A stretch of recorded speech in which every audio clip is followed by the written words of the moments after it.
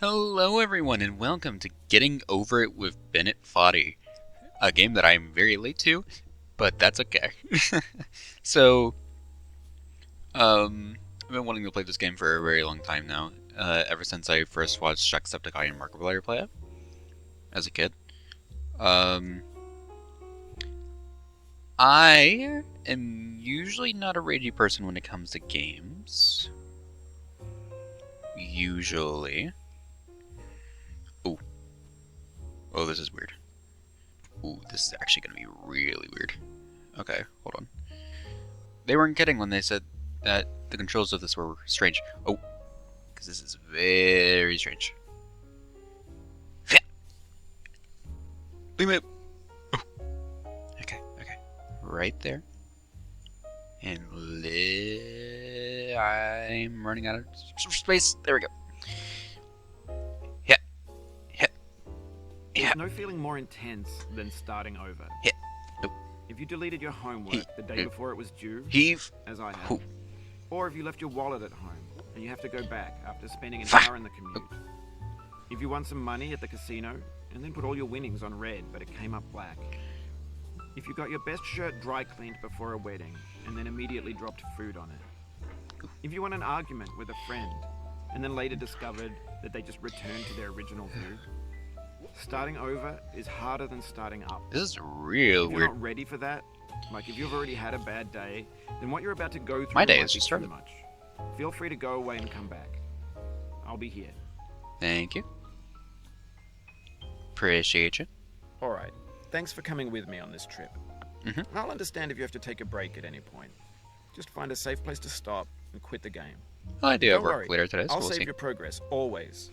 Even your mistakes. Sure. So... This game is a homage to a free game that came out in 2002. So I mentioned not really raging.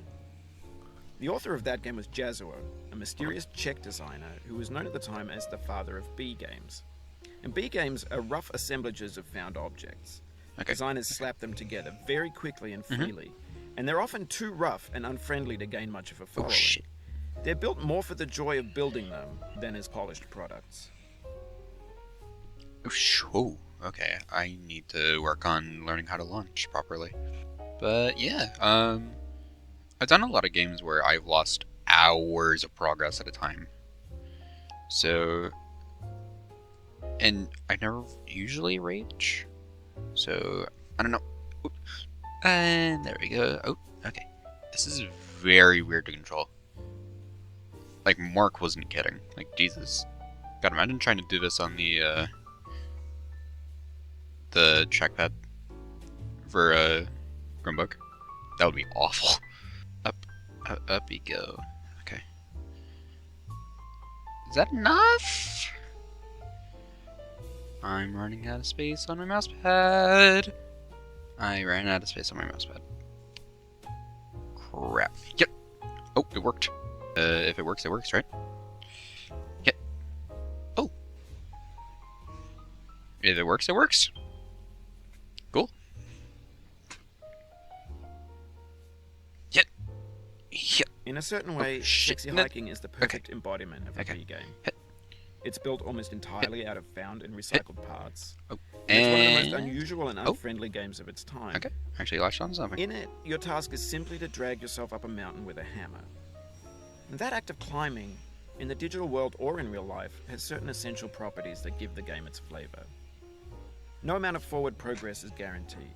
Some cliffs are too sheer or too slippery. And the player is constantly, unremittingly in danger of falling and losing everything. Yep. Nothing's permanent.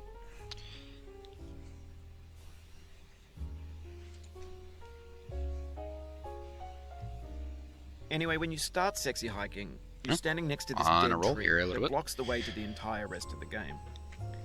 It might take you an hour to get over that tree, and a lot of people never got past it. You prod and you poke at it, exploring the limits of your reach and your strength, trying to find a way up and over. Okay. And there's a sense of truth in that lack of compromise. Most obstacles in video game worlds are fake. You can be completely confident in your ability to get through them once you have the correct method or the correct equipment or just by spending enough time. In that sense, every pixelated obstacle in sexy hiking is real. Metroidvanias. That's the word I'm looking for. Metroidvanias. Like, Metroidvanias is very much so that idea of you need that specific thing. Oh, oh. No!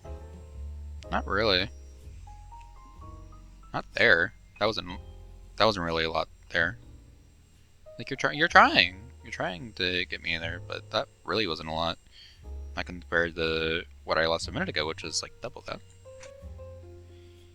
Huzzah! There we go. Sweet. And back up here. And back up here. And ta-da. Oh, oh, oh, oh, oh. And we didn't. Never mind, we did lose it. Okay, hold on. Hey, da. Oh. There's gonna be a lot of me making noises. And. Oh, barely saved. Okay, cool. Saved by the battle. Oh, hello, lunch. If I do that later, that's gonna be devastating. Foreshadowing, hopefully not. Potentially. Oh, hello. I might. I might indeed. We'll see. Maybe increase it a little bit, because I am literally having to do a lot. And I'd like to have to do less. If that is at all okay. Oh, oh, oh. Oh. Please. Thank you. God, people speedrun this? Jesus. Like, obviously this is a first time playthrough, and there probably will never be a second time playthrough, but over here. Okay. I will actually... Okay, what do we have? Quality. Is there higher than great? Extreme. Mouse sensitivity. Turn that up a little bit. Maybe not all the way up. Okay, good. Apply. Resume. Is it really just a thing of I don't want to have to have my wrist hurting too much? So something that I've mentioned before in my past streams is like something that I like to call the first try effect. The first time that you do something, you're always going to get way further than you will, like, for a while. Just because, like, that first time you're, like, taking everything slowly, you're learning everything, but every other time you're trying to rush it and get back to where you were. Get back to your former glory. And it just doesn't work. Because, like, you're rushing it, you're taking it a lot less slow. Once you realize that that's what's happening, and you actually start to take things slower, that's when magic starts to happen. I think. Or something like that. Something along those lines. Oh. Oh. Ooh, almost perfectly lost all my progress there. Okay. Up. And over here. Fat. Oh. Maybe don't get my thing stuck down there. My hammer. My sledge. I remember there being a term for it. I just don't know it. Well, I don't really need... Oh, never mind. Yes, I do. Yes, I do. I was about to say I don't really need to be attached to the, or grab onto the trash can, but turned out, yes, I did. Okay, okay. Hey, there we go. Sexy hiking are unyielding, and that makes the game uniquely frustrating. But I'm not sure Jazuo intended to make a frustrating game. The frustration is just essential to the act of climbing, and it's authentic to the process of building a game about climbing. There we go. A funny thing happened to me as I was building this mountain. I'd have an idea for a new obstacle, and I'd build it, that was slippery. And it would usually turn out to be unreasonably hard. But I couldn't bring myself to make it easier. It already felt like my inability to get past the new obstacle was my fault as a player rather than as a builder. Oh, whoa! Imaginary mountains Hello. build themselves from our efforts to climb. Hi. And it's our repeated attempts to reach the summit that turns those mountains Foreshadowing into something much? real. Oh, hello, lunch. If I do that later, that's gonna be devastating. Foreshadowing, hopefully not. When you're building a video game world, you're building with ideas. And that can be like working with quickset cement. Oh, shit. You mold your ideas into a certain shape that can be played with. And in the process of playing with them, they begin to harden and set until they're immutable, like rock. And at that point, you can't change the world. Not without breaking it into pieces and starting fresh with new ideas. Sweet. But yeah, accidental foreshadowing earlier. Absolutely launched myself by accident. God, my wrist really is starting to get tired. Jesus Christ. Lunch. Oh, that was not as much of a lunch as I wanted. There we go. I like the attention to detail with the water effects coming out of the cauldron from time to time. Whenever you fall. You're good. Wasn't your fault. You're just the maker of the game. I'm just the one playing your creation. And if I fall a little bit, I fall a little bit. That's just what happens. Flail my arm around and hope it works. Is not what I should be doing. Oh. But sure as hell worked there for a minute. Uh-huh. I'm not. If anything, your words are getting... Well, they're not really getting to me per se, but they're not really helping by any means. And I don't think they're meant to be. They're meant to be like a passive-aggressive little thing. If you're already raging, make it a little bit worse. I was about to say, get back up after mistakes. That's it. That's the thing. Any mistake is just a... Well, a lot of people say that's a lot, but it's just a new opportunity to learn. It really is. It really is. Because, like, I've played plenty of, like, roguelikes, games with, like, parkour challenges where it's, like, extremely difficult and such, where I spent, like, a lot of time and lost a lot of hours. So... Oh! You made it all the way over here. But, yeah, I play a lot of games where you can lose a lot of time. Oh. See, exactly. That's what I was talking about. Yeah, that's what I was talking about a minute ago. Like, it really is. Like, if you, like, fall down and stay down, you're not really learning anything. We learn from mistakes. Whether it be our own or someone else's. Like, without mistakes, there's not really learning. Because, see, like, right there. I should be learning from them. Like, take my time at that one spot.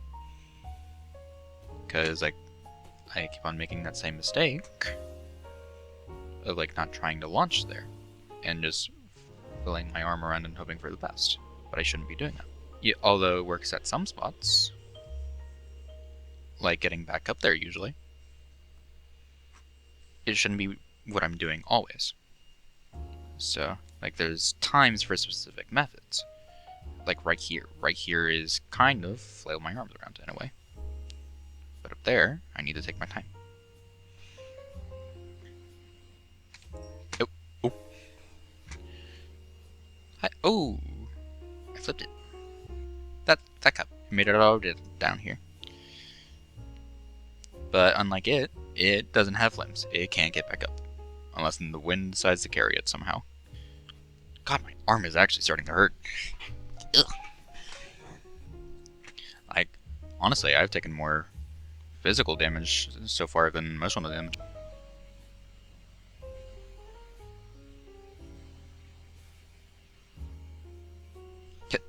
Yeah, there we go. See? Oh, no. Oh, okay. We're good. We're good. Ooh. Let's not launch ourselves this time. Yep. This bit is very slippery. Oh. It's very easy to slip like that. Very easy to slip. Ooh. That's not good. Yeah. It's slippery. It's hard to do because it's slippery. Like it's slipping. There we go. Would you look at that? Okay, I was actually worried about doing that bit, and I just made it here. Up and atom. Up and atom. Down. Gently. Gently. Gently. And now, with precision. Oh. and accuracy is what I was about to say. So getting used to this. Definitely very strange controls. That hurt my arm. Very much so. Whew. That was close. Like, you want to talk about close calls. Oh, I can't push myself off that? Oh. I'm trying. Now that is absolutely passive-aggressive.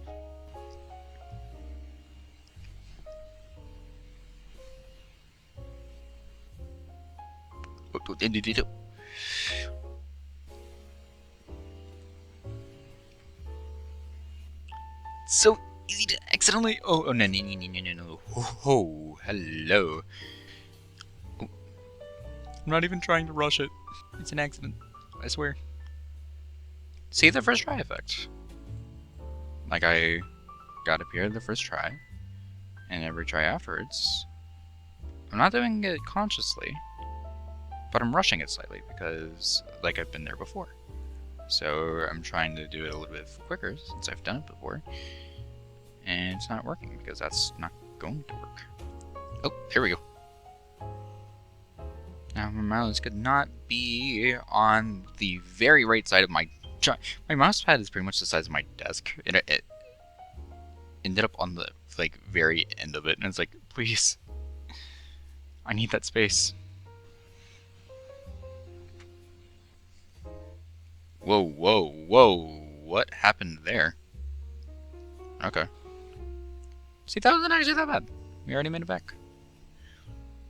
Get it again. My mouse is getting off my mouse pad trying to do this. Okay. Whoa. Okay.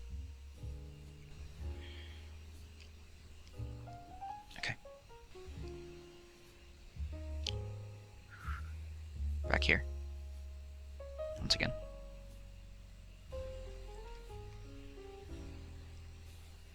Yep. Oh. For years now, people have been predicting that games would soon be made out of prefabricated objects, bought in a store and assembled into a world. And for the most part, that hasn't happened. Roblox. Because the objects in the stores are trash. I don't mean they look bad or that they're badly made, although a lot of them are. I mean they're trash in the way that food becomes trash as soon as you put it in the sink. Things are made to be consumed and used in a certain context. And once the moment is gone, they transform into garbage. Fair enough. In the context of technology, those moments pass by in seconds. Well, I'd say that about the internet as well. Over time, we've poured more and more refuse into this vast digital landfill that we call the internet. It now vastly outnumbers and outweighs the things that are fresh and untainted and unused. When everything around us is cultural trash, trash becomes the new medium, the lingua franca of the digital age. And you can build culture out of trash. But only trash culture. Be games, be movies, be music, be philosophy. Cool. Maybe this is what digital culture is. A monstrous mountain of trash, the ash heap of creativity's fountain. A landfill with everything we ever thought of in it. Grand, infinite, and unsorted. No! Okay. I want to get there.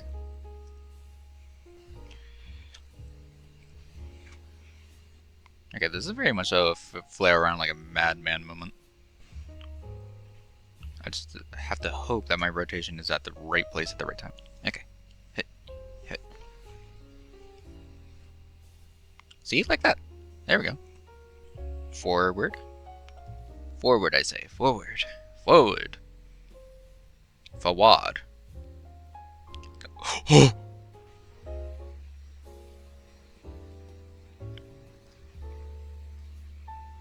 Hey! Would you look at that?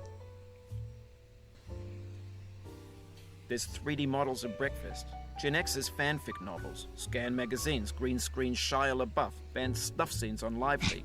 Facebook's got lifelike bots with unbranded adverts and candid shots of Kanye and Taylor Swift mashups. Isn't this car crash, epic failed GIFs, Russian dashcam vids, discussions of McRibs, discarded, GIFs? Forgotten, unrecycled, muddled, rotten, untitled.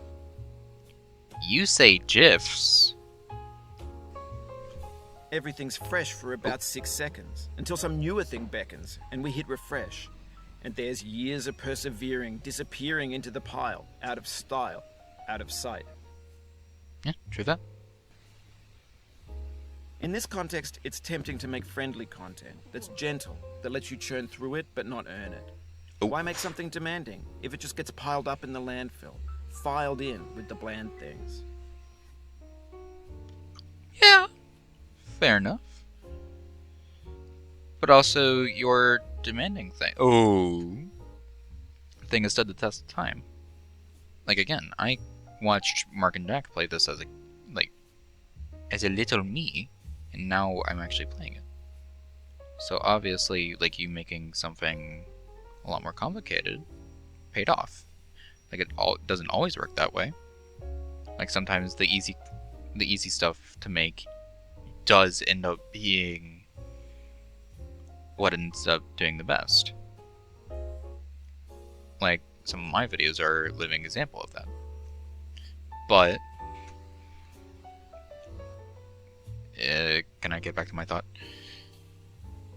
But even like when those things that you worked hard on do actually pay off, it's a great feeling.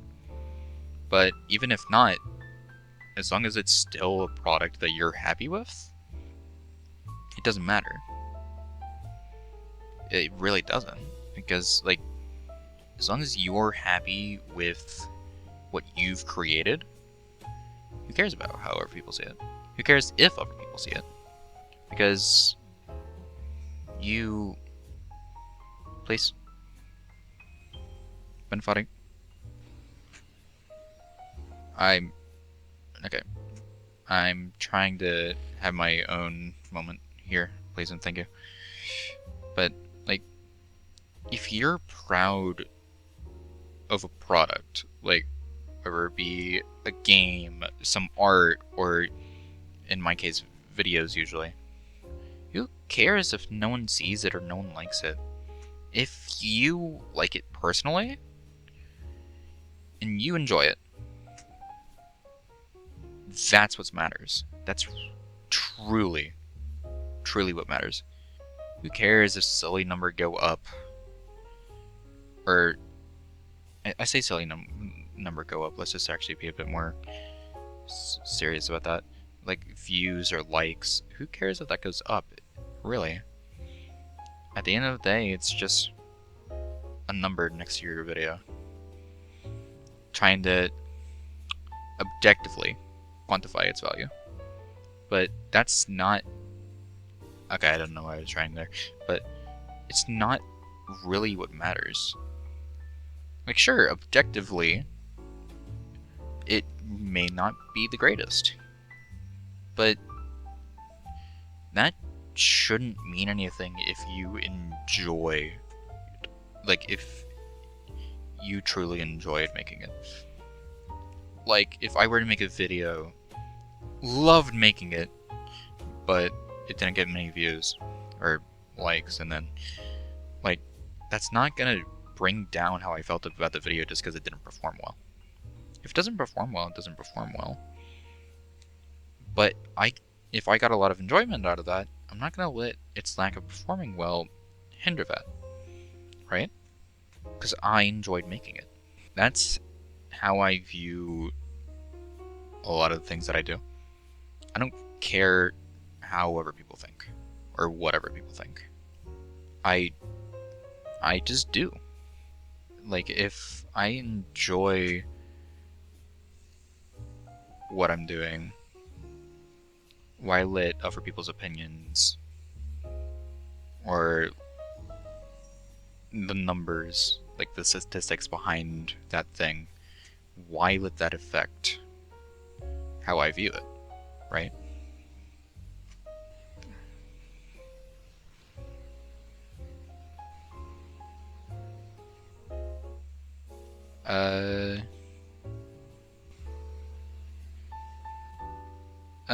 Thank you, Bennet.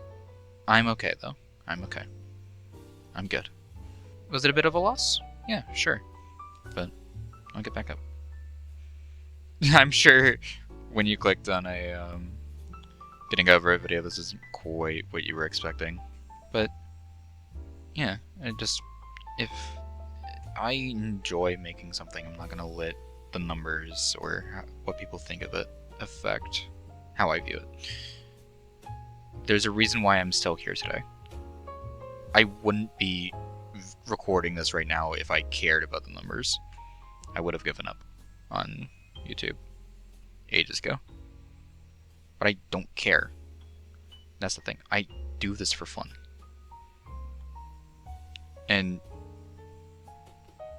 kind of like Bennet was saying, I could make the easy content. One of my videos is living a proof of that. My same line, different context, or whatever I named it. That video. That's easy content. Got a lot of views. It worked. It's safe. If I wanted to grow a big audience, that's how I would do it, because it got me up to like 215 subscribers or whatever.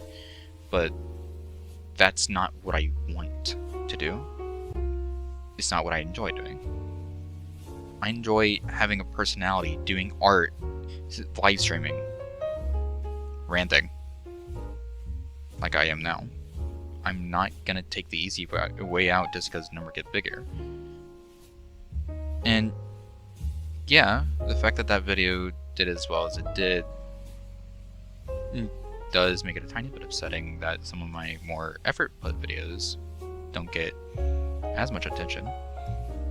But again, I enjoyed making those videos, so I don't really care. Like, in particular, my saying random things is still this video. I love that video. Did it perform nearly as well as the video that I had uploaded a week before, which was the same line, different context? No. But that's okay. I enjoyed making it. Is it something that I go back and watch? Not really, because I hate the sound of my own voice. But it turned out well. I'm not. Leave me alone. Why? What? Leave me alone. I'm fine. Like, genuinely, I'm okay. Nope. But it's just that mentality. Again, is just the main reason why I'm still here. Because if I really cared about the numbers like that, then I would have stopped back before I even had a webcam and I even started streaming. But I didn't. Hell, it's something that might be a bit lost at time now, unless you go back and watch some VODs, is the fact that, like, back when I started streaming on Twitch, I actually, even on my first stream, I had a viewer, not a friend. None of my friends knew about my Twitch. It was a random person. But I never streamed to no one for a while, which was just honestly kind of heartwarming to me. Because, like, I know a lot of people stream to absolutely no one, which, fair, I get it. Again, I would still, like, do what I'm doing even if it were to no one. But just the fact that someone was there, being there, watching me for me, was heartwarming for me. My streaming on Twitch is where that whole thing began. I started on YouTube. I absolutely started on YouTube. Twitch was something that I decided to do later. If you go back to my earliest videos, they're not my proudest start to a channel, but Fortnite clips that I would in recording, like, I would just play the game, and if something happened, I would clip it. It would allow me to clip up to the last 3 minutes, no more than that, just the last 3 minutes. Ooh. Good spot to be, good spot to be. But just the last 3 minutes. So I couldn't have anything longer than that, unfortunately. So it would all be like shorter videos, like, and that's pretty much all it was for a while. Until I started actually editing on my phone for a bit. Like, that's how I did the saying random things at Stella's video. Like, it was edited on my phone completely. Stop talking for a moment and focus. It's a bit of a hard spot. Okay, there we go. Sweet. Especially once I got my PC, I've started doing a lot more. Like how the little guy in the bottom left was never gonna be a thing otherwise. Like, I've been wanting to do a PNG tuber like thing for a long time, ever since I started watching Postra and Viznom. Those two are great, by the way. Go check them out. Postra especially inspired me so much. I remember I started watching him with the first video of his I watched was the one where he complained about Hello Neighbor the entire time. I don't even know why I clicked on the video. Like, I don't even like Hello Neighbor, or I don't even know how it ended up in my recommended, honestly. I don't know if the video was just doing well and was getting pushed out a lot, or I don't know what I was watching back then, but oh, barely.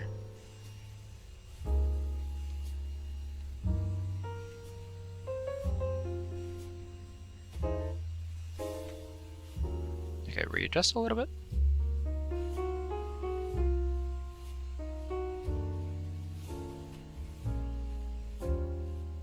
Launch! Okay, that worked. Oh, no, no. Oh, hi. Oh. Wow. Okay. Cool. Okay. I don't think I'll be able to reach that, but let's see. I'll probably have to launch over, which I don't like the idea of doing that. Yeah, I don't like the idea of doing that. Wow, I don't like the idea of doing that. Okay. Well, if it's what I gotta do, it's what I gotta do, I suppose. Thank you for stopping music, because I've actually gotten very far since you started playing that.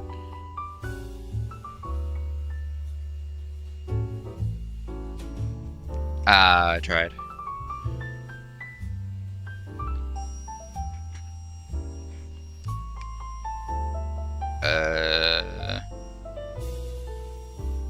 Okay. I know that you mean like a metaphorical death, but importantly, they are dead. Back here again.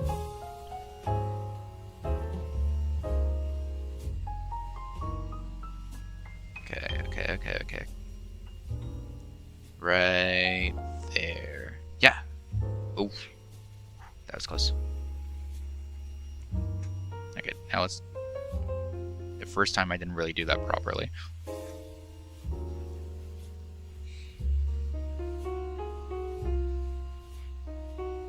Yeah, fair enough, I guess. There we go. Not a good spot to start, but okay. I managed. Oof. Oh! I didn't even know that you could land there. Okay, cool. So, thank you everyone for watching the first episode of Getting Over It with Bennet Foddy. I'm your host, Saturn the Vertigen, and have a great rest of your day.